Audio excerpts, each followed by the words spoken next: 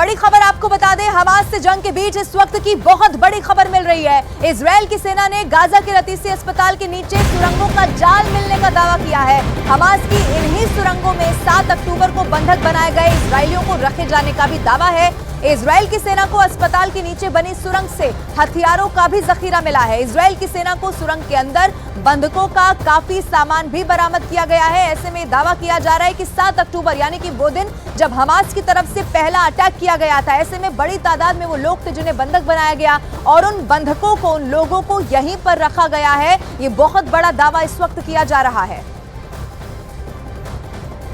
और सिर्फ इतना ही नहीं, बताया यह भी गया कि इन्हीं सुरंगों में हथियार भी बरामद किए गए हैं, यानी कि यहीं से आगे की रणनीति तैयार की जा रही थी। और ये इन्हीं सुरंगों का इस्तेमाल बार बार जो खबर मिल रही थी उसके मुताबिक, और खास तौर पर अस्पताल का इस्तेमाल, क्योंकि इससे पहले भी आप देखिए अस्पताल को ही लोगों को ढाल बनाकर, क्योंकि वो जानता है, हमास के आतंकी जानते हैं कि ऐसी जगहों पर अगर इजरायल हमले करता है तो फिर पूरी दुनिया भी यहां पर सवाल उठाने वाली है।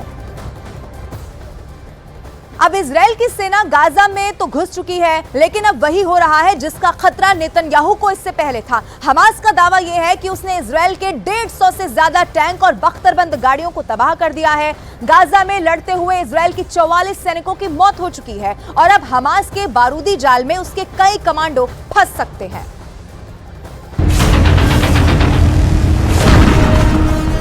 गाजा में इजरायल का मरकाबा टैंक घूम रहा है, जैसे किसी जंगल में शेर घूमता है, आजादी से, पूरे दबदबे से, और जहां चाहे किसी का भी शिकार करता है। मरकाबा टैंक गाजा के खंडहरों के बीच एक एक कोने को तलाश रहा है। मरकाबा टैंक को जहां हल्की सी भी हरकत दिख रही है, वहां वो गोला फायर करता है। इजरायल की ये बख्तरबंद वाली पावर रात में भी हमास पर नजर रख रही है।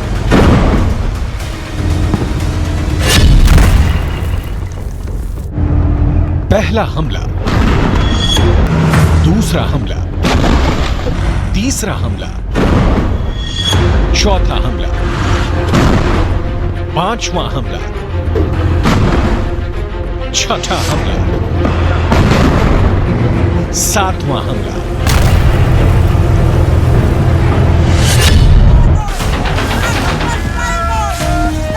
1 मिनट 3 सेकंड का ये वीडियो गाजा के उस जमीन से आया है जहां इजरायल का कब्जा हो चुका है। इजरायल ये बताना चाहता है कि उसका मरकाबा टैंक अभी जिंदा है।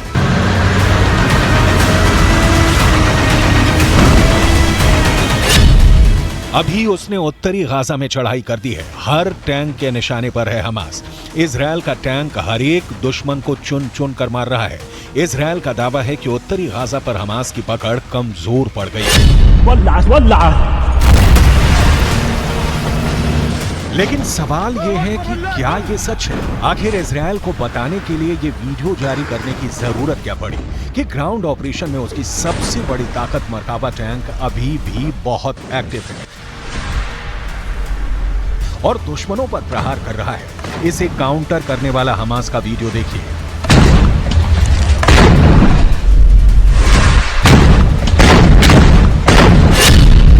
खंडहर बन चुके गाजा की एक इमारत से दिखाई देता है इजरायल का मरकाबा टैंक। हमास मोर्चा संभालता है और फिर छुप कर फायर करता है यासीन रॉकेट।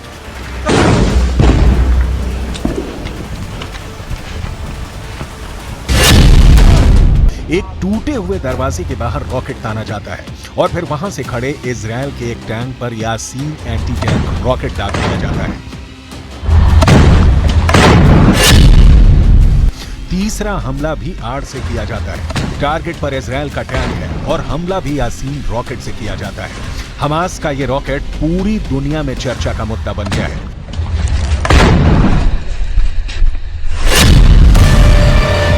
चौथा हमला सड़क के पास खड़ी एक नीमर बख्तरबंद गाड़ी पर किया जाता है। इसमें 9 सैनिक बैठते हैं, इसलिए नुकसान का अंदाजा लगाइए।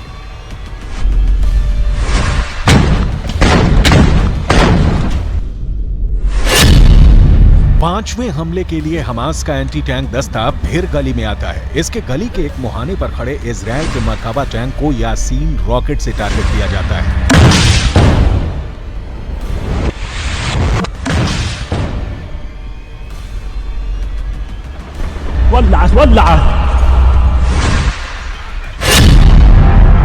छठे हमले के लिए फिर यासीन टैंक से निशाना साधा जाता है। रोड की दूसरी तरफ एक मरकाबा टैंक खड़ा है और फिर धमाका एक दूसरे कैमरे से रिकॉर्ड किया जाता है।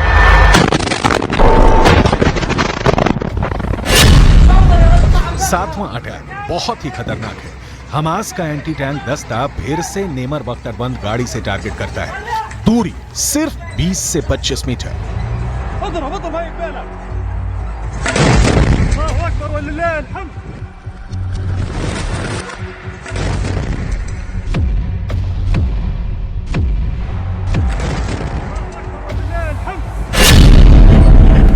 आठवां हमला एक बुलडोजर पर होता है। ये है इजराइल का बख्तरबंद बुलडोजर D9। हमास इस पर रॉकेट से वार नहीं करता, बस इस पर पेट्रोल डालकर आग लगा देता है।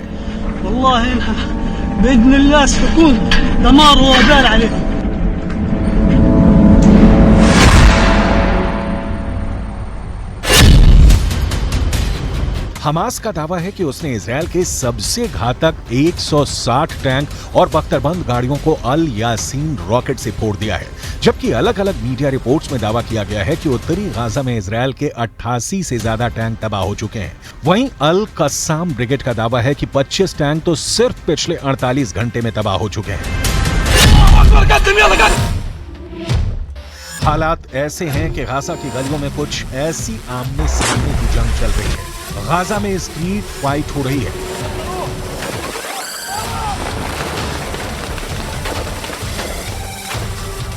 गाजा के अंदर तक घुसी इजराइल की सेना ऐसे निशाने पर आ रही है।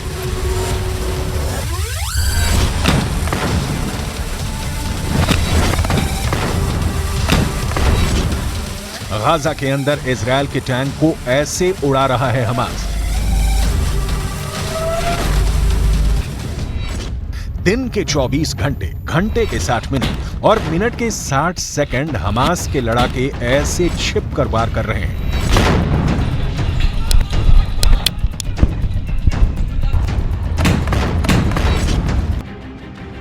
इन सब हमलों में हमास का यासीन रॉकेट इजराइल के लिए बहुत बड़ा खलनायक बनकर उभरा है। यासीन रॉकेट कैसा होता है, इसे समझने की कोशिश करते हैं।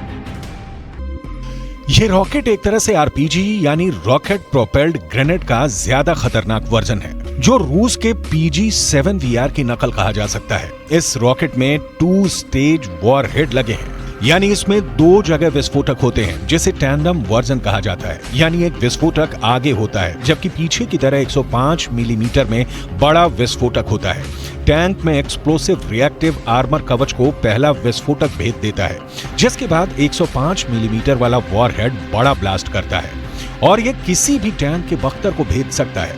एक बार ये वॉरहेड टैंक में घुसता है तो समझ लीजिए अंदर जो भी होगा वो जल जाएगा, उसके बचने की कोई उम्मीद नहीं होती। इसी रॉकेट से 7 अक्टूबर को हमास ने इजराइल के टैंक पर हमला किया था। हमास के नए नए वीडियो आ रहे हैं जिसमें गली मोहल्लों से युद्ध दिखाया जा रहा है। हर जगह यासीन रॉकेट ही हमास का सबसे सटीक हथियार साबित हो रहा है।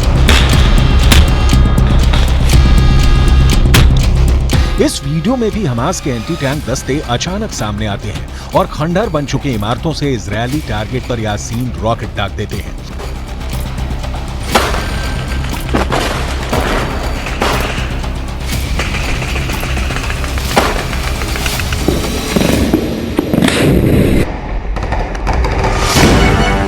इस रॉकेट को हमास ने अब अपनी जरूरत के मुताबिक तैयार कर लिया है और वो इजराइल के टैंकों और बख्तरबंद गाड़ियों पर इससे हमला कर रहा है।